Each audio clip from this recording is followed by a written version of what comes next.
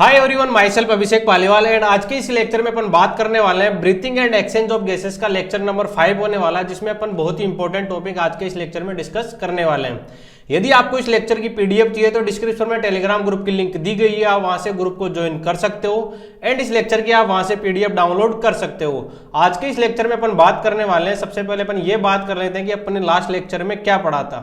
Last lecture में अपन ने बात की थी एक्सचेंज ऑफ गैसेस की, कि गैसेस का एक्सचेंज कैसे होता है एल्वेलाई लेवल पे और टिश्यू लेवल पे, और जैसे जैसे अंदर अपने बॉडी के अंदर गैसेस का ट्रांसपोर्ट होता रहता है तो सेल्यूलर लेवल पे किस तरीके से अपन ऑक्सीजन का इनडायरेक्टली यूज करते हैं, किसके ब्रेकडाउन में, फूड के ब्रेकडाउन के अंदर। तो ये अपन ने बात की थी लास्ट लेक्चर में। यदि किसी ने लास्ट लेक्चर कंप्लीट नहीं किए तो कंप्लीट मैंने प्लेलिस्ट बना रखी है breathing and exchange of gases chapter की भी और इवोल्यूशन चैप्टर की भी, तो आप वहां से जो भी चैप्टर है जो मैंने अब तक कंप्लीट करवा दिया आप उनको कंप्लीट कर लीजिएगा।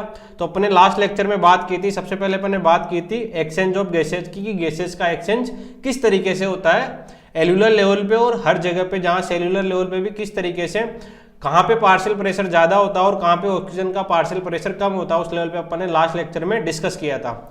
उसके बाद अपन ने बात किया था ट्रांसपोर्ट ऑफ गैसेस में, जिसमें अपन ने ऑक्सीजन का ट्रांसपोर्ट पढ़ा था कि ऑक्सीजन का ट्रांसपोर्ट किस तरीके से होता है, मतलब प्लाज्मा के थ्रू कितना होता है और हीमोग्लोबिन और ब्लड के थ्रू कितना ट्रांसपोर्ट होता है किसका, ऑक्सीजन का। ये अपन ने लास्ट लेक्चर में बात कर ली थी। आज के लेक्चर में अपना टारगेट होने वाला है, सबसे पहले आज के लेक्चर में अपन बात करेंगे ऑक्सीजन हीमोग्लोबिन डिसोसिएशन कर्व के बारे में, जिसमें अपन बात करेंगे बोहर इफेक्ट की और हेल्डेन इफेक्ट की, ऑक्सीजन का डिसोसिएशन जब कर्व राइट शिफ्ट होता है तब कितना डिसोसिएशन होता है और कर्व लेफ्ट शिफ्ट होता है तब भी क्या होता है, इसके बारे में अपन बात करेंगे कि जब कर्व राइट शिफ्ट होता है तो कौन सा इफेक्ट लगता है और जब कर्व लेफ्ट शिफ्ट होता है तो कौन सा इफेक्ट लगता है। आज के लेक्चर में अपन इनके बारे में भी डिस्कस करेंगे। उसके बाद अपन बात करेंगे ट्रांसपोर्ट ऑफ गैसेस के बारे में, कि ट्रांसपोर्ट ऑफ CO2 के बारे में। तो गैसेस के बारे में तो अपन ने पढ़ा, किस किस के बारे में पढ़ना था गैसेस के बारे में, ऑक्सीजन और CO2 का ट्रांसपोर्ट किस तरीके से होता है। तो गैसेस में तो अपन ने ऑक्सीजन गैस का तो लास्ट लेक्चर में कंप्लीट कर ही लिया था, तो आज के इस लेक्चर में अपन बात करेंगे किसका, CO2 का ट्रांसपोर्ट किस तरीके से होता है। तो सबसे पहले अपन पढ़ेंगे ऑक्सीजन हीमोग्लोबिन डिसोसिएशन कर्व के बारे में एंड उसके बाद अपन बात करेंगे कि ट्रांसपोर्ट ऑफ CO2 किस तरीके से होता है। तो आज के इस लेक्चर में सबसे पहला अपना टॉपिक रहने वाला है कि सबसे पहले अपन एक बेसिक सा टॉपिक क्लियर करते हैं कि जो amount of transport of oxygen and CO2 during resting and strenuous condition. Strenuous मतलब जब आप एक्सरसाइज कर रहे हो तब उस कंडीशन में कितनी ऑक्सीजन अपनी ट्रांसपोर्ट होती है, किसके अंदर, सेल्यूलर लेवल के अंदर। जब अपन उस समय डाइजेशन कितना होता है और अपन को कितनी ऑक्सीजन की रिक्वायरमेंट रहती है सेल्स को, कब, जब अपन एक्सरसाइज कर रहे हो और जब अपन रेस्ट पे बैठे हो, जैसे नॉर्मल अपन बैठे रहते हैं तब कितनी ऑक्सीजन की रिक्वायरमेंट रहती है और कितनी CO2 वहां से प्रोड्यूस होती है, उसके बारे में अपन बात करेंगे। आज के इस लेक्चर का पहला टॉपिक होने वाला है इसके बारे में। तो सबसे पहले अपन बात करेंगे कि जो amount of transport of oxygen and CO2 during resting and strenuous condition के बारे में, कि जब अपन एक्सरसाइज करते हैं स्ट्रेनस कंडीशन में उस समय अपनी ऑक्सीजन में कितनी रिक्वायरमेंट रहती है और CO2 का कितना लोड होता है, उसके बारे में अपन बात करेंगे। तो सबसे पहले अपन बात करेंगे कि एक हेल्थी पर्सन के अंदर, जैसे मैं हेल्थी पर्सन हूं तो उसके अंदर किस किस चीज में कितनी कितनी रखती है, तो पर 100 ml ऑफ ब्लड में कितनी हीमोग्लोबिन रहती है, 15 ग्राम हीमोग्लोबिन। तो आपको याद रखना है कि यदि कोई स्वस्थ इंसान है, मतलब हेल्थी ह्यूमन है, तो उसके 100 ml ऑफ ब्लड में कितनी हीमोग्लोबिन रहेगी, 15 ग्राम हीमोग्लोबिन रहेगी। और 1 ग्राम हीमोग्लोबिन कितना ब्लड कैरी करती है, 1 ग्राम हीमोग्लोबिन कैरी करती है 1.34 ml ऑक्सीजन। तो आपको याद रखना है कि 1 ग्राम हीमोग्लोबिन कितनी करती है, 1.34 ml ऑक्सीजन कैरी करती है। तो 15 ग्राम हीमोग्लोबिन कितनी ऑक्सीजन कैरी करेगी, 20 ml ऑक्सीजन आप कैरी करेगी, कौन, 15 ग्राम हीमोग्लोबिन। सबसे पहले अपन ने बात की कि एक हेल्थी पर्सन के अंदर पर 100 ml ऑफ ब्लड में कितनी हीमोग्लोबिन रहती है, 15 ग्राम हीमोग्लोबिन रहती है पर 100 ml ऑफ ब्लड के अंदर। फिर अपन ने उसके बाद बात की कि जो 1 ग्राम हीमोग्लोबिन रहती है वो 1.34 ml ऑक्सीजन कैरी करती है और 15 ग्राम हीमोग्लोबिन कितना ऑक्सीजन कैरी करेगी, तो ये आएगी 20 ml ऑक्सीजन कैरी करेगी 15 ग्राम हीमोग्लोबिन। तो 100 ml ऑफ ऑक्सीजनेटेड ब्लड में कितनी हुई ऑक्सीजन, 20 ml ऑक्सीजन रह गई। कितने, 100 ml ऑक्सीजनेटेड ब्लड के अंदर कितनी ऑक्सीजन कैरी करेगी हीमोग्लोबिन, 20 ml ऑक्सीजन कैरी करेगी। तो अपन अब बात करेंगे कि रेस्टिंग कंडीशन में अपन को कितनी रिक्वायरमेंट रहती है और स्ट्रेनस कंडीशन, जब अपन स्ट्रेनस कंडीशन मतलब अपन एक्सरसाइज करते हैं तो उस समय अपन को कितनी रिक्वायरमेंट रहती है। तो इस डायग्राम से मैंने डायग्राम अच्छे से जनरेट कर लिया है जिससे आपको समझ में आ जाएगा। तो सबसे पहले अपन बात करेंगे कि रेस्टिंग कंडीशन में अपन को कितनी रिक्वायरमेंट रहती है। ऑक्सीजनेटेड ब्लड में क्या रहता है, 20 ml ऑक्सीजन रहती है पर 100 ml ऑफ ब्लड के अंदर। ये अपन ने बात कर ली थी ऊपर अपन ने बात कर ली कि हेल्थी पर्सन में पर 100 ml ऑफ ब्लड में 20 ml क्या रहती है, ऑक्सीजन रहती है।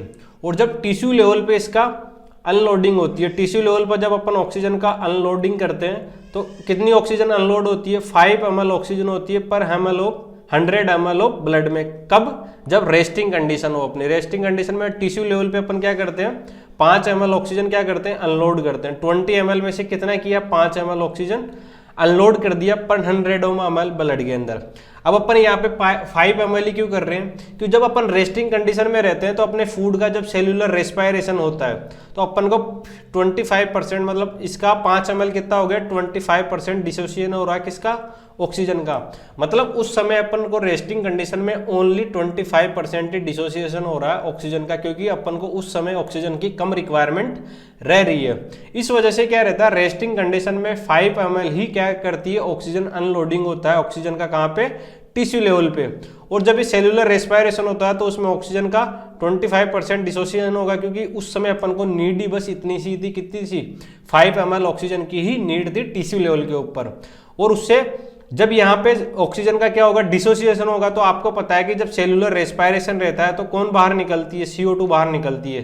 तो फिर इसका अनलोडिंग होगी ऑक्सीजन की तो कौन लोड करेगा, CO2 लोड करेगा। तो CO2 कितनी प्रोड्यूस होती है, 4 ml CO2 प्रोड्यूस होती है पर 100 ml ऑफ ब्लड में। तो आपको ये याद रखना है कि 20 ml ऑक्सीजन प्रेजेंट होती है पर 100 ml ऑफ ब्लड के अंदर।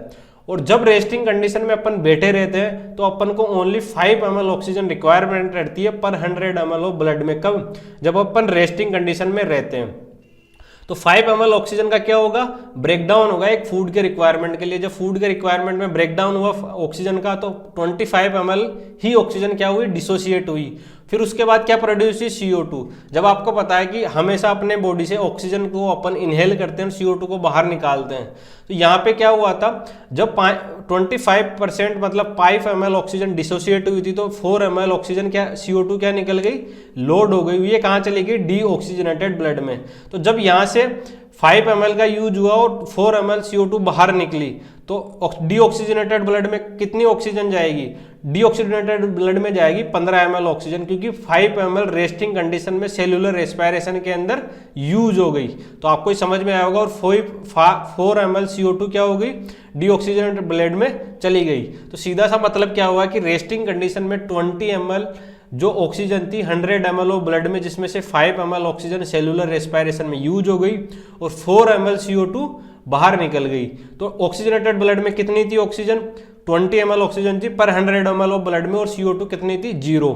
जब ये ऑक्सीजनेटेड ब्लड से सेल्यूलर रेस्पायरेशन हुआ तो उसके अंदर डीऑक्सीजनेटेड ब्लड में कितनी गई, 5 ml ऑक्सीजन चली गई जो वहां पे सेल्यूलर रेस्पायरेशन में यूज हुई थी, और 4 ml CO2 बाहर निकलती है उस प्रोसेस के थ्रू।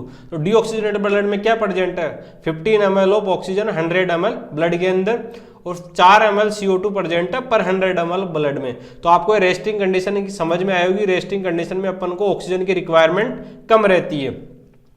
अब अपन बात करेंगे स्ट्रेनस कंडीशन में। जब अपन एक्सरसाइज कर रहे हो तो सीधी सी बात है, जब अपन एक्सरसाइज करते हैं, हेवी वेट लिफ्टिंग करते हैं, तो अपन को ऑक्सीजन की रिक्वायरमेंट ज्यादा रहती है।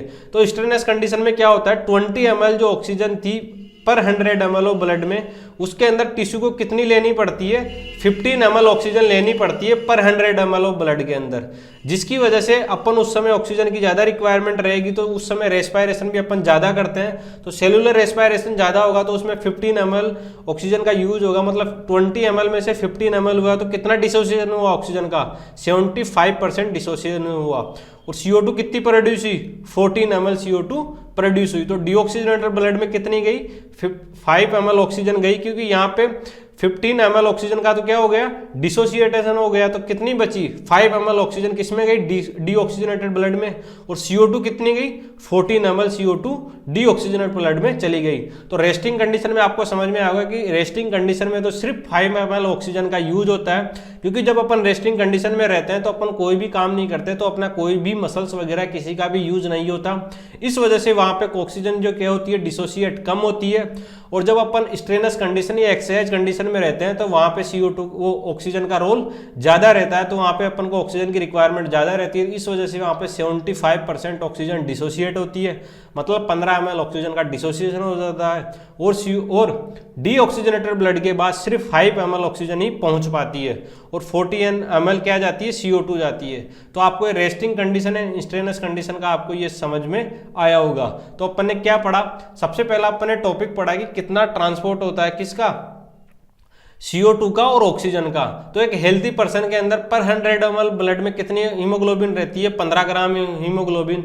और 1 ग्राम हीमोग्लोबिन कितना ब्लड कैरी करती है, कितना ऑक्सीजन कैरी करती है, 1.34 ml ऑक्सीजन। और 15 ग्राम हीमोग्लोबिन कितना कैरी करती है, कितना ऑक्सीजन कैरी करती है, 20 ml ऑक्सीजन कैरी करती है। तो पर 100 ml में कितना ऑक्सीजन हो गया, 20 ml ऑक्सीजन। फिर अपन ने रेस्टिंग कंडीशन में बात की कि रेस्टिंग कंडीशन में अपन सेल्यूलर रेस्पिरेशन और टिश्यू को कितना ऑक्सीजन की रिक्वायरमेंट रहती है, सिर्फ 5 ml की, क्योंकि अपन वहां पर रेस्टिंग कंडीशन में है। तो 20 ml में से 5 ml चला गया सेल्यूलर रेस्पिरेशन के अंदर, तो कितना डिसोसिएशन हुआ, 25%। और CO2 कितनी प्रोड्यूस हुई, 4 ml ऑफ CO2 पर 100 ml ऑफ ब्लड में। तो डीऑक्सीजनेटेड ब्लड में कितनी गई, 15 ml ऑक्सीजन चली गई और 4 ml क्या चली गई, CO2। तो ये था रेस्टिंग कंडीशन में।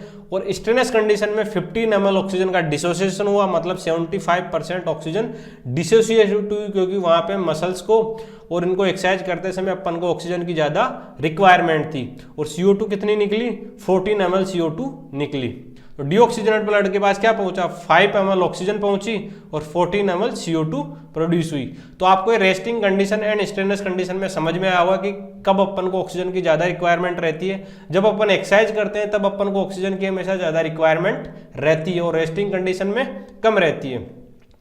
उसके बाद अपन बात करेंगे ऑक्सीजन हीमोग्लोबिन डिसोसिएशन कर्व या सिग्मोइड कर्व। ये कर्व बहुत ज्यादा इंपॉर्टेंट है, इससे हर साल नीट के अंदर क्वेश्चन पूछा जाता है, ऑलमोस्ट हर साल नीट के अंदर क्वेश्चन पूछा जाता है। ये मैं आपको टिप्स पे करवाने वाला हूं कि किस तरीके से ऑक्सीजन हीमोग्लोबिन डिसोसिएशन कर्व किस तरीके से वर्क करता है। तो सबसे पहले अपन बात करेंगे कि जो ऑक्सीजन हीमोग्लोबिन डिसोसिएशन कर्व क्या होता है, इस तरीके का होता है। ये ऑक्सीजन हीमोग्लोबिन डिसोसिएशन कर्व होता है। जब कर्व राइट शिफ्ट होता है और कर्व लेफ्ट शिफ्ट होता है तो वो किस तरीके से वर्क करता है, मैं आपको ये डायग्राम लेके आया हूं तो आपको इससे समझ में आ जाएगा। तो सबसे पहले अपन बात करते हैं कि ऑक्सीजन हीमोग्लोबिन डिसोसिएशन कर्व दो तरीके से वर्क करता है। किस किस तरीके से, सबसे पहले यदि कर्व राइट शिफ्ट होता है, यदि ये सीधी सी बात है, ये कर्व हो गया, यदि कर्व इस साइड शिफ्ट होता है, राइट शिफ्ट होता है, यदि कर्व राइट शिफ्ट होता है तो क्या होगा, ऑक्सीजन का क्या होगा, हीमोग्लोबिन के साथ ऑक्सीजन बाइंड रहती है। आपको ये पता है कि जब कर्व राइट शिफ्ट होगा तो हीमोग्लोबिन का क्या होगा, हीमोग्लोबिन का ऑक्सीजन के साथ डिसोसिएशन हो जाएगा। मतलब ऑक्सीजन का क्या होगा, जब कर्व राइट शिफ्ट होगा तब ऑक्सीजन का क्या होगा, डिसोसिएशन होगा। तो आपको ये याद रखना है, हीमोग्लोबिन ऑक्सीजन डिसोसिएशन कर्व में जब कर्व राइट शिफ्ट होगा तो ऑक्सीजन का क्या होगा, डिसोसिएशन होगा। जब कर्व राइट शिफ्ट होता है तो उसको अपन क्या बोलते हैं, बोहर इफेक्ट बोलते हैं। जब कर्व राइट शिफ्ट हो रहा है तो ऑक्सीजन का क्या हो रहा है, डिसोसिएशन हो रहा है, और उस इफेक्ट को क्या बोलेंगे अपन, बोहर्स इफेक्ट, जिसमें क्या होगा, पार्शियल प्रेशर ऑफ ऑक्सीजन कम हो जाएगा। पार्शियल प्रेशर ऑफ ऑक्सीजन कम होगा तो सीधी सी बात है पार्शियल प्रेशर ऑफ CO2 बढ़ जाएगा। पार्शियल प्रेशर CO2 बढ़ने की वजह से हाइड्रोजन आयन बढ़ जाएगा और हाइड्रोजन आयन बढ़ने की वजह से pH कम हो जाएगी और उससे टेम्परेचर भी बढ़ जाएगा और P50 वैल्यू भी बढ़ जाएगी। और ये कहाँ किसके पास होगा, नियर टिश्यू के पास। तो आपको क्या याद रखना है कि जब कर्व राइट शिफ्ट हो रहा है तो क्या हो रहा है, ऑक्सीजन का डिसोसिएशन हो रहा है और उस इफेक्ट को अपन क्या बोलेंगे, बोर्स इफेक्ट बोलेंगे। और जिससे कर्व राइट शिफ्ट हो रहा है, ऑक्सीजन डिसोसिएट हो रही है तो पार्शियल प्रेशर वो ऑक्सीजन कम हो जाएगा, CO2 वो पार्शियल प्रेशर बढ़ जाएगा, जिससे H+ आयन की कंसेंट्रेशन बढ़ जाएगी, जिससे pH कम हो जाएगी और टेम्परेचर बढ़ जाएगा, जिससे P50 वैल्यू बढ़ जाएगी। और ये किसके पास होगा, टिश्यू के पास। यदि आपको सीधा सा पता है कि यदि CO2 बढ़ रही है तो किसके पास होगा, टिश्यू के पास होगा। अब इसमें दूसरा है कि कर्व यदि राइट शिफ्ट हुआ तो ऑक्सीजन का डिसोसिएशन हुआ, और यदि कर्व लेफ्ट शिफ्ट होता है तो क्या होगा, हीमोग्लोबिन ऑक्सीजन का एसोसिएशन होगा, मतलब हीमोग्लोबिन ऑक्सीजन के साथ एड होगी यदि कर्व लेफ्ट शिफ्ट होगा। यदि कर्व इसके साइड शिफ्ट हो रहा है, मतलब कर्व इधर शिफ्ट हो रहा है, तो ये क्या होगा, लेफ्ट शिफ्ट हो रहा है, तो इस समय क्या होगा, हीमोग्लोबिन का ऑक्सीजन के साथ एसोसिएशन हो रहा है। और इधर क्या होगा, जब कर्व राइट शिफ्ट होगा तो हीमोग्लोबिन ऑक्सीजन के साथ क्या होगा, डिसोसिएशन होगा, मतलब यहाँ पे डिसोसिएशन होगा जब कर्व राइट शिफ्ट होगा। ठीक है, जब कर्व लेफ्ट शिफ्ट हुआ तो हीमोग्लोबिन का ऑक्सीजन के साथ क्या हुआ, एसोसिएशन। तो इसको इफेक्ट को क्या अपन क्या बोलेंगे, हेल्डन इफेक्ट। जब कर्व लेफ्ट शिफ्ट हो रहा है तो इसको अपन क्या बोलेंगे, हेल्डन इफेक्ट। जब कर्व राइट शिफ्ट हो रहा है तो इसको अपन ने क्या बोला, बोहर्स इफेक्ट। जब कर्व लेफ्ट शिफ्ट हो रहा है तो क्या हो रहा है, हेल्डन इफेक्ट, जब पार्शियल प्रेशर ऑफ ऑक्सीजन बढ़ रहा है क्योंकि हीमोग्लोबिन का ऑक्सीजन के साथ एसोसिएशन हो रहा है, तो पार्शियल प्रेशर ऑफ ऑक्सीजन बढ़ जाएगा, जिससे जस्ट उसका ऑपोजिट है किसका, बोहर्स इफेक्ट का। और पार्शियल प्रेशर CO2 कम हो जाएगा और H+ आयन कम हो जाएगी, H+ आयन कम होगी तो pH बढ़ जाएगी और टेम्परेचर भी कम हो जाएगा। P50 वैल्यू कम हो जाएगी और ये किसके पास होगा, नियर लंग्स के पास। तो आपको समझ में आया होगा कि जब कर्व राइट शिफ्ट हो रहा है तो उसको अपन ने बोला बोहर इफेक्ट, क्योंकि वहां पे ऑक्सीजन का डिसोसिएशन हो रहा है। और कर्व लेफ्ट शिफ्ट हो रहा है तब क्या हो रहा है, एसोसिएशन, जिसको अपन ने बोला हेल्डन इफेक्ट, जिसमें क्या हो रहा है, ऑक्सीजन का एसोसिएशन हो रहा है और CO2 का पार्शियल प्रेशर कम हो रहा है, पार्शियल प्रेशर ऑफ ऑक्सीजन बढ़ रहा है। अब अपन ने यहाँ पे बात कर ली कि आपको ये भी समझ में आ गया कि H+ कम हो गई है, टेम्परेचर कम हो गया। P50 वैल्यू क्या होती है, P50 वैल्यू की डेफिनेशन होगी, it is the partial pressure of oxygen eight which haemoglobin 50% saturated with oxygen. P50 value वो होती है जब 50% जो हीमोग्लोबिन रहती है वो सेचुरेट हो जाती है किसके साथ, ऑक्सीजन के साथ। P50 वैल्यू को अपन ने क्या बोला, जहां पे प्रेशर कितना होता है 26 mm ऑफ Hg। और P50 वैल्यू क्या होती है, जहां पार्शियल प्रेशर जो ऑक्सीजन का रहता है वो 50% सेचुरेट हो जाता है किसके साथ, ऑक्सीजन के साथ। हीमोग्लोबिन का 50% सेचुरेटेड हो जाती है किसके साथ, ऑक्सीजन के साथ। किस पार्शियल प्रेशर पे, P50 वैल्यू के ऊपर। ये समझ में आ गया कि P50 वैल्यू वो होती है जहां partial pressure of oxygen eight which haemoglobin 50% saturate हो जाती है किसके साथ, ऑक्सीजन के साथ। अब इस डायग्राम से अपन समझेंगे कि जब कर्व राइट शिफ्ट हो रहा है, ये हो गई जब कर्व राइट शिफ्ट हो रहा है, और जब कर्व लेफ्ट शिफ्ट हो रहा है। जब कर्व राइट शिफ्ट हो रहा है तो हीमोग्लोबिन ऑक्सीजन का क्या हो रहा है, डिसोसिएशन हो रहा है, जिसको अपन ने बोला बोहर इफेक्ट।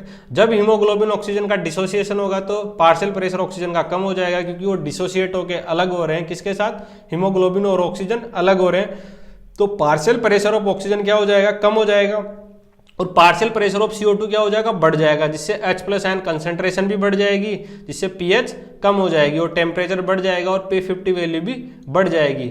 और यदि राइट शिफ्ट होने पे हीमोग्लोबिन ऑक्सीजन का डिसोसिएशन हो रहा है तो क्या होगा, हीमोग्लोबिन की क्या होगी, एफिनिटी कम हो जाएगी किसके साथ, ऑक्सीजन के साथ। और ये कहाँ पे होता है, ये टिश्यू लेवल पे होता है। और इसको अपन ने क्या बोला, राइट शिफ्ट होने को जब हीमोग्लोबिन का डिसोसिएशन हो रहा है ऑक्सीजन के साथ, जिन्होंने अपन को क्या बोला, बोहर्स इफेक्ट। और जब लेफ्ट शिफ्ट हो रहा है तो ऑक्सीजन का क्या हो रहा है, हीमोग्लोबिन के साथ अटैच हो रही है, मतलब एसोसिएशन हो रहा है, और इसको अपन ने क्या बोला, हेल्डन इफेक्ट।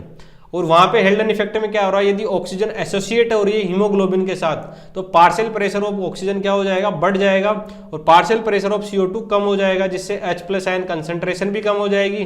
H+ आयन कंसंट्रेशन कम होगी तो pH वैल्यू बढ़ जाएगी और टेम्परेचर भी कम हो जाएगा, और P50 वैल्यू भी कम हो जाएगी, और हीमोग्लोबिन की ऑक्सीजन के साथ एफिनिटी बढ़ने लग जाएगी। और ये किसके पास होता है, लंग्स के पास। तो आपको ये डायग्राम समझ में आया होगा, सीधा सा है ऑक्सीजन हीमोग्लोबिन डिसोसिएशन कर्व का, मतलब कि जब कर्व राइट शिफ्ट होगा तो हीमोग्लोबिन का ऑक्सीजन के साथ डिसोसिएशन होगा, जिसको अपन ने बोला बोहर्स इफेक्ट, जहां पे पार्शियल प्रेशर ऑफ ऑक्सीजन बढ़ जाएगा और पार्शियल प्रेशर ऑफ CO2 कम हो जाएगा। और यदि कर्व लेफ्ट शिफ्ट होता है तो हीमोग्लोबिन का ऑक्सीजन के साथ एसोसिएशन हो जाएगा, और एसोसिएशन होने से क्या होगा, हीमोग्लोबिन ऑक्सीजन के साथ बाइंड हो जाएगी। उस इफेक्ट को अपन ने क्या बोला, हेल्डन इफेक्ट, जो कब होता है, जब oxygen dissociation curve left side shift होता है। तो आपको ये कॉन्सेप्ट समझ आएगा कि ऑक्सीजन हीमोग्लोबिन डिसोसिएशन कर्व क्या होता है, जिसको अपन ने बात की थी सिग्मोइड कर्व। जब हीमोग्लोबिन ऑक्सीजन के साथ डिसोसिएट हो रही है तब उस इफेक्ट को अपन ने क्या बोला, बोहर्स इफेक्ट, और जब हीमोग्लोबिन ऑक्सीजन के साथ एसोसिएट हो रही है तो उस इफेक्ट को अपन ने क्या बोला, हेल्डन इफेक्ट। तो इसमें अपन ने दो टाइप के इफेक्ट पढ़े, कौन कौन से, हीमोग्लोबिन ऑक्सीजन डिसोसिएशन कर्व में जब डिसोसिएट हो रही है हीमोग्लोबिन ऑक्सीजन के साथ तो उसको अपन ने बोला बोहर्स इफेक्ट, और जब ऑक्सीजन हीमोग्लोबिन के साथ एसोसिएट हो रही है तो उसको अपन ने बोला हेल्डन इफेक्ट। तो सबसे पहले अपन बात करेंगे कि जब कर्व राइट शिफ्ट हो रहा है तब क्या हो रहा है, less saturation and more dissociation. Dissociation किसका हो रहा है, हीमोग्लोबिन ऑक्सीजन का। और जहां पे पार्शियल प्रेशर ऑफ CO2 बढ़ रहा है, H+ आयन कंसंट्रेशन बढ़ रही है, टेम्परेचर बढ़ रहा है और pH कम हो रही है। और जब कर्व लेफ्ट की साइड शिफ्ट हो रहा है तब क्या हो रहा है, मोर सेचुरेशन हो रहा है और लेस डिसोसिएशन हो रहा है। लेस डिसोसिएशन किसका हो रहा है, हीमोग्लोबिन ऑक्सीजन का क्या हो रहा है, लेस डिसोसिएशन हो रहा है। तो आपको याद रखना है कि जब कर्व राइट शिफ्ट होता है तब क्या होता है, जब कर्व लेफ्ट शिफ्ट होता है तब क्या होता है। तो बेसिक्स आपको समझ में आ गया कि जब कर्व राइट शिफ्ट हो रहा है तब ऑक्सीजन का डिसोसिएशन हो रहा है हीमोग्लोबिन के साथ, और जब लेफ्ट शिफ्ट हो रहा है तब हीमोग्लोबिन का ऑक्सीजन के साथ एसोसिएशन हो रहा है। और जब कर्व लेफ्ट शिफ्ट हो रहा है तो लेस डिसोसिएशन और मोर सेचुरेशन हो रहा है, जहां पे पार्शियल प्रेशर ऑफ CO2 कम हो जाएगा और टेम्परेचर भी कम हो जाएगा, H+ आयन कम हो जाएगा और pH बढ़ जाएगी। तो आपको ये समझ में आया होगा कि कर्व राइट शिफ्ट हो रहा है तब क्या प्रोसेस हो रहा है, कर्व लेफ्ट शिफ्ट हो रहा है तब क्या हो रहा है। उसके बाद अपन ने बात की थी हेल्डन इफेक्ट की और बोहर्स इफेक्ट की। हेल्डन इफेक्ट कब हुआ था, जब ऑक्सीजन हीमोग्लोबिन के साथ बाइंड कर रही है, मतलब कर्व लेफ्ट शिफ्ट हो रहा है। तो हेल्डन इफेक्ट किसको बोलेंगे, formation of oxy haemoglobin at alveoli for easy removal of CO2 in gaseous form.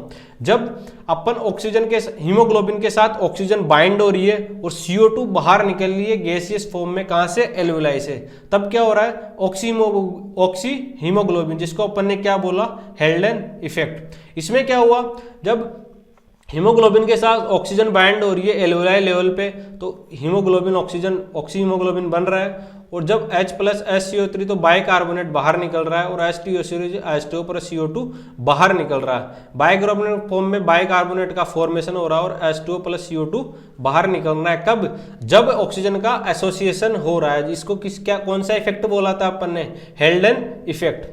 और हेल्डन इफेक्ट को अपन ने क्या, हेल्डन इफेक्ट क्या है, हेल्डन effect is called the reverse of Bohr's effect. Bohr's effect का रिवर्सल है कौन, हेल्डन इफेक्ट, मतलब दोनों एक दूसरे के अपोजिट है।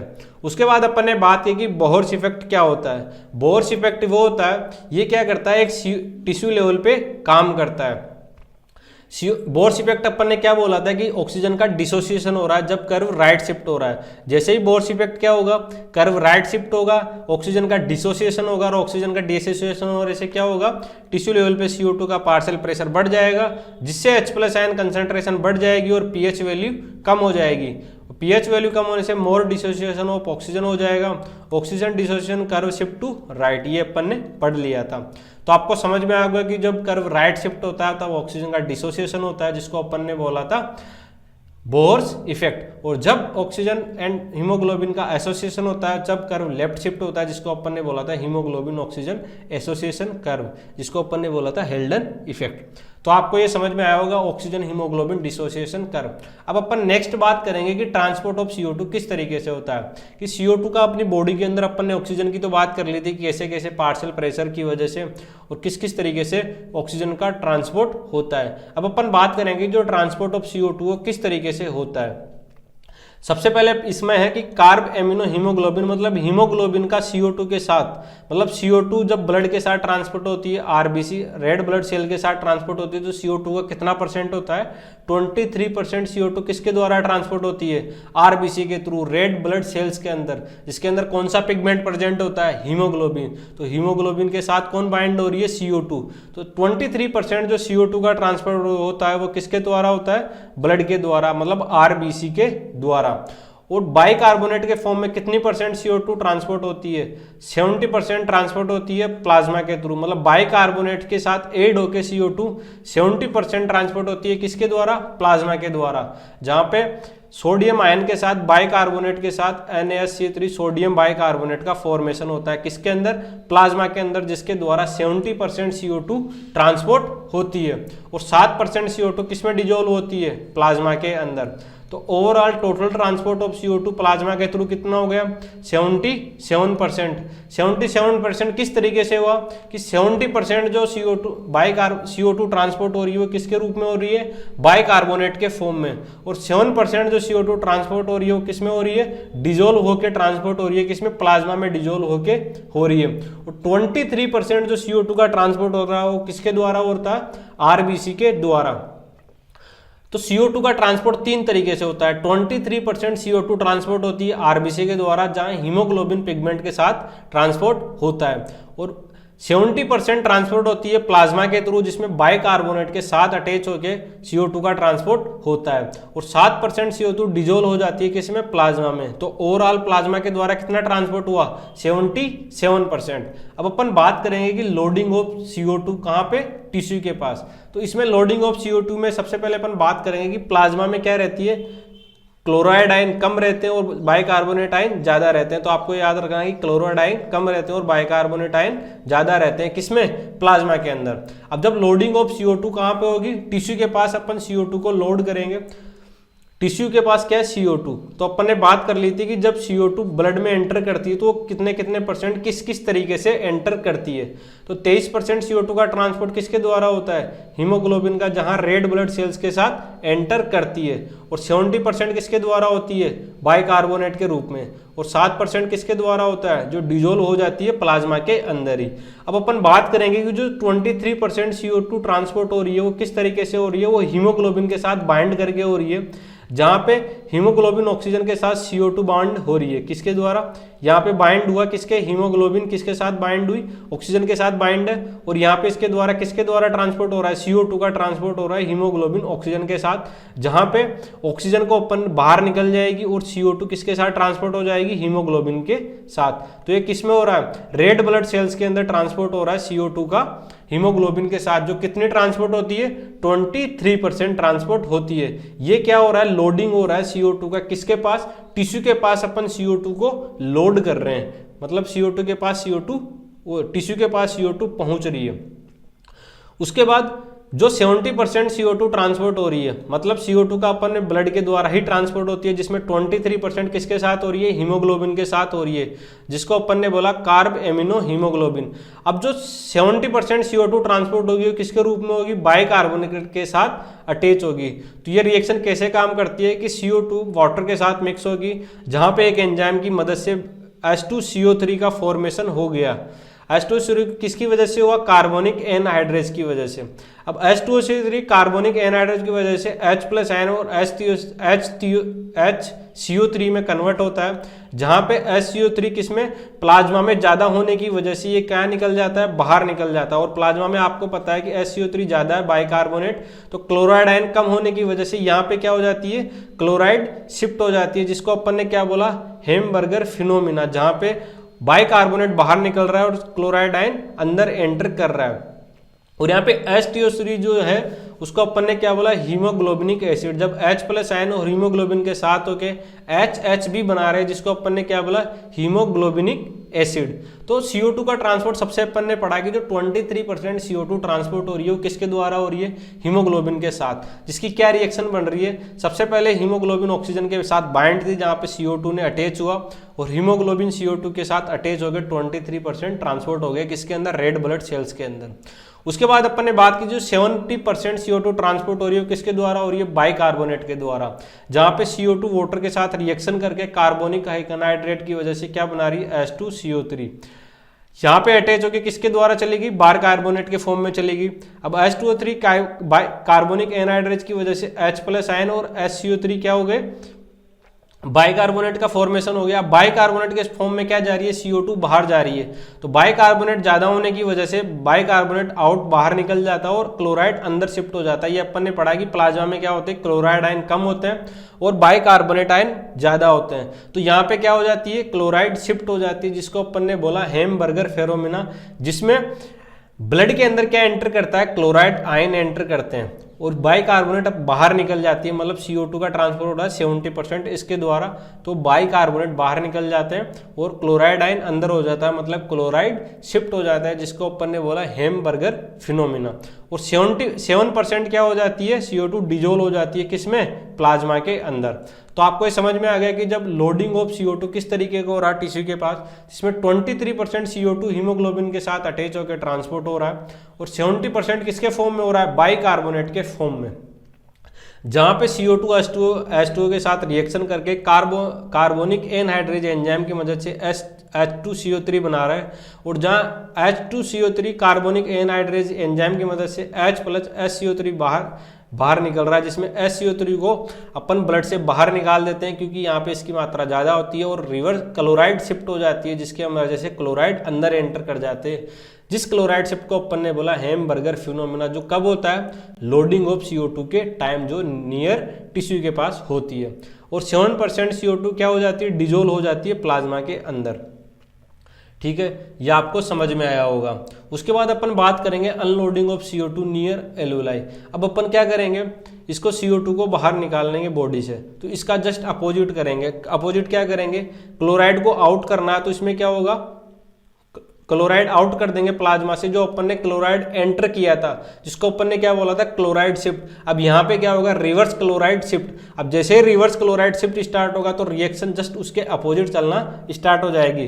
फिर क्या होगा, ब्लड के अंदर हीमोग्लोबिन CO2 का क्या हो जाएगा, डिसोसिएशन हो जाएगा। हीमोग्लोबिन किसके साथ अटैच हो जाएगी, ऑक्सीजन के साथ, और CO2 बाहर निकल जाएगी, जो एल्वेलाई से बाहर एक्सहेल हो जाएगा इसका। ठीक है, और बाइकार्बोनेट वापस अंदर आ जाएंगे। यदि रिवर्स क्लोराइड शिफ्ट हो रहा है तो क्लोराइड क्या हो रहे हैं, बाहर निकल रहे हो, तो बाइकार्बोनेट वापस अंदर आ जाएंगे। तो बाइकार्बोनेट अंदर आते हैं, बाइकार्बोनेट H+ आयन के साथ करके वापस H2CO3 का फॉर्मेशन करेंगे। H2CO3 कार्बोनिक एनहाइड्रेज की वजह से CO2+ H2O में कन्वर्ट हो जाएंगे, और H+ और H2CO3 H+ और हीमोग्लोबिन ऑक्सीजन के साथ मिलकर ऑक्सी हीमोग्लोबिन का फॉर्मेशन हो जाएगा, और रिवर्स क्लोराइड शिफ्ट हो जाएगी, जिसमें क्लोराइड आउट चला जाएगा और बाइकार्बोनेट अंदर आ जाएगा, जिसमें CO2 फिर बाहर निकल जाएगी। तो आपको समझ में आएगा 23% CO2 किसके साथ हो रही है, ब्लड के साथ, और 70% बाइकार्बोनेट के साथ, और 7% क्या हो रही है, डिजोल्व हो रही है किसके अंदर, प्लाज्मा के अंदर। तो ये जस्ट उसका अपोजिट हो गया कि इसमें क्या हुआ, सबसे पहले क्लोराइड आयन बाहर निकले और बाइकार्बोनेट अंदर आए, मतलब रिवर्स क्लोराइड शिफ्ट हो गई, जिसमें रिएक्शन जस्ट अपोजिट चली गई। जो हीमोग्लोबिन CO2 के साथ बाइंड थे उसका डिसोसिएशन हो गया और उसके साथ ऑक्सीजन अटैच हो गई और CO2 बाहर निकल गई। और बाइकार्बोनेट के अंदर आने से बाइकार्बोनेट में H2CO3 का फॉर्मेशन हो गया और H2CO3 कार्बोनिक एनहाइड्रेज की मदद से CO2+ H2O में कन्वर्ट हो गई। तो ये आपको समझ में आया होगा कि loading of CO2 and unloading of CO2 आपको समझ में आया होगा। जब अनलोडिंग होती है तब क्लोराइड आयन की क्वांटिटी ज़्यादा होती है और बाइकार्बोनेट आयन कम होता है। इस वजह से क्लोराइड आयन को क्या निकल देते हैं, अंदर बाहर निकाल दिया जाता है प्लाज्मा से, और बाइकार्बोनेट आयन एंटर कर जाते हैं। तो आपको loading of CO2 and unloading of CO2 समझ में आया होगा। और ये भी आपको समझ में आया होगा कि 23% जो CO2 का ट्रांसपोर्ट होता है वो RBC के थ्रू होता है, और जो 70% CO2 ट्रांसपोर्ट होती है वो प्लाज्मा के थ्रू होती है, जहाँ पे बाइकार्बोनेट की मदद से ट्रांसपोर्ट होता है, और 7% क्या होती है, डिजोल्व हो जाती है प्लाज्मा में। तो ओवरऑल प्लाज्मा से ट्रांसपोर्ट कितना हुआ, 77%। उसके बाद अपन ने loading of CO2 and unloading of CO2 बात की। अब अपन बात करेंगे, जब अपन लोडिंग ऑफ CO2 यहाँ पे अपन बात कर रहे थे तो एक मोस्ट इंपोर्टेंट एंजाइम की अपन बात कर रहे थे, जिसका नाम क्या है, कार्बोनिक एनहाइड्रेज। अब अपन इसके बारे में बात करेंगे कि ये एंजाइम क्या है। कार्बोनिक एनहाइड्रेज एंजाइम के बारे में बात करेंगे। Carbonic anhydrase is a zinc containing enzyme होता है। क्या होता है, कार्बोनिक एनहाइड्रेज एंजाइम क्या होता है, जिंक कंटेनिंग एंजाइम होता है। और ये कहाँ प्रेजेंट होता है, ये मेनली प्रेजेंट होता है RBC के अंदर, small intestine small amount present होता है किसके अंदर, प्लाज्मा के अंदर। तो कार्बोनिक एनहाइड्रेज एंजाइम कहाँ कहाँ प्रेजेंट होता है, ये एक जिंक कंटेनिंग एंजाइम होता है और ये प्रेजेंट होता है RBC के अंदर, और स्मॉल अमाउंट में प्रेजेंट होता है किसके अंदर, प्लाज्मा के अंदर। और जब टिश्यू लेवल पर रिएक्शन होती है तब CO2 H2O के साथ रिएक्शन करके कार्बोनिक एनहाइड्रेज की वजह से H2O3 का और CO3 का फॉर्मेशन होता है, और H+ और SCO3 का फॉर्मेशन होता है, जिससे बाइकार्बोनेट के साथ CO2 अटैच होकर CO2 का क्या होता है, ट्रांसपोर्ट होता है। और जब लंग्स लेवल पे होता है तो इसकी अपोजिट रिएक्शन कौन करता है, कार्बोनिक एनहाइड्रेज, जहाँ H+ SCO3 के साथ कार्बोनिक एनहाइड्रेज मिलके H2CO3 नहीं बनाता है, और H2CO3 फिर कार्बोनिक एनहाइड्रेज की मदद से CO2+ H2O का फॉर्मेशन होता है, जहाँ CO2 को अपन अपनी बॉडी से बाहर निकाल देते हैं। तो आपको क्या समझ में आया कि कार्बोनिक एनहाइड्रेज क्या होता है, एक जिंक कंटेनिंग एंजाइम होता है जो प्रेजेंट होता है RBC के अंदर और स्मॉल अमाउंट में प्रेजेंट होता है किसके पास, प्लाज्मा के पास। ठीक है, तो आपको क्या समझ में आया कार्बोनिक एनहाइड्रेज के बारे में, कि एक जिंक कंटेनिंग एंजाइम होता है जो प्रेजेंट होता है RBC के अंदर और स्मॉल अमाउंट में प्रेजेंट होता है किसके पास, प्लाज्मा के पास, जिसकी आपको रिएक्शन समझ में आएगी कि टिश्यू लेवल पे किस तरीके से काम करता है और लंग्स लेवल पे किस तरीके से काम करता है। टिश्यू लेवल पे काम करता है बाइकार्बोनेट के बनाने के फॉर्म में, और टिश्यू और लंग्स लेवल पे काम करता है CO2 को बाहर निकालने के फॉर्म में। तो ये रिएक्शन भी आपको याद होनी चाहिए क्योंकि ये NCERT में दे रखी है। और आपको loading of unloading of CO2 आपको समझ में आया होगा। ट्रांसपोर्ट होता है 3 तरीके से, जहाँ 23% हीमोग्लोबिन RBC CO2 RBC के साथ ट्रांसपोर्ट होती है और 70% प्लाज्मा के थ्रू ट्रांसपोर्ट होता है, और 7% किस में डिजोल्व हो जाती है, प्लाज्मा के अंदर। अब आज अपन ने क्या क्या पढ़ा, आज अपन ने सबसे पहले बात की थी कि जो resting condition and stannous condition में जो ऑक्सीजन एंड CO2 का ट्रांसपोर्ट होता है वो किस तरीके से होता है। रेस्टिंग कंडीशन में अपन को ऑक्सीजन की रिक्वायरमेंट कम रहती है और स्टेनस में अपन को ज़्यादा रहती है। उसके बाद अपन ने बात की कि ऑक्सीजन हीमोग्लोबिन डिसोसिएशन कर्व क्या होता है, जिसको अपन ने सिग्मोइड कर्व भी बोला। जब राइट शिफ्ट होता है तब ऑक्सीजन का क्या होता है, डिसोसिएशन होता है, और जब लेफ्ट शिफ्ट होता है तो ऑक्सीजन का क्या होता है, एसोसिएशन होता है। और लेफ्ट शिफ्ट होता है जिसको अपन ने क्या बोला, हेल्डन इफेक्ट। जब राइट शिफ्ट होता है तो उसको अपन ने क्या बोला, बोर्स इफेक्ट। उसके बाद अपन ने बात की थी ट्रांसपोर्ट ऑफ CO2 को, ये अपन ने कंप्लीट पढ़ लिया कि 23% CO2 जो ट्रांसपोर्ट होती है वो RBC के थ्रू होती है, और 70% जो ट्रांसपोर्ट होती है वो प्लाज्मा के थ्रू होती है, जिसमें बाइकार्बोनेट का हेल्प रहती है, और 7% किस में डिजोल्व हो जाती है, प्लाज्मा के अंदर। फिर अपन ने बात की लोडिंग ऑफ CO2 और अनलोडिंग ऑफ CO2 किस तरीके से होती है, जिसमें एक क्लोराइड शिफ्ट होती है जब लोडिंग होती है, जब क्लोराइड शिफ्ट होती है। क्लोराइड शिफ्ट क्या होती है, क्लोराइड आयन एंटर करते हैं उसके अंदर, ब्लड के अंदर, और बाइकार्बोनेट आयन वहां से बाहर निकलते हैं, जिसको क्या बोलते हैं, क्लोराइड शिफ्ट, और इसी को क्या बोलते हैं, हेमबर्गर फिनोमिना। ये तो क्या कब होता है, जब लोडिंग ऑफ CO2 होती है, कहाँ पे, टिश्यू लेवल पे। और अनलोडिंग ऑफ CO2 पे रिवर्स क्लोराइड शिफ्ट होती है, जहां क्लोराइड आयन बाहर निकलते हैं और बाइकार्बोनेट आयन अंदर एंटर करते हैं। उसके बाद अपन ने एक एंजाइम के बारे में पढ़ा था जो मोस्ट इंपॉर्टेंट था, उसको अपन ने बात की थी कार्बोनिक एनहाइड्रेज। ये क्या होता है, कार्बोनिक एनहाइड्रेज एक जिंक कंटेनिंग एंजाइम होता है जो प्रेजेंट होता है RBC के अंदर, और स्मॉल अमाउंट में प्रेजेंट होता है किसके अंदर, प्लाज्मा के अंदर। और टिश्यू लेवल पे ये रिएक्शन होती है जहाँ बाइकार्बोनेट आयन बनता है, और लंग्स लेवल पे जस्ट इसकी अपोजिट रिएक्शन होती है जहाँ CO2 बाहर निकलती है। तो आज के लेक्चर का आपको समझ में आया होगा। यदि आपको इस लेक्चर की PDF चाहिए तो डिस्क्रिप्शन में टेलीग्राम ग्रुप की लिंक दी गई है, आप वहां से ग्रुप को ज्वाइन करें और वहां से आप इस PDF को डाउनलोड कर सकते हो। आज के इस लेक्चर को इतने ध्यान से सुनने के लिए आपका बहुत बहुत धन्यवाद।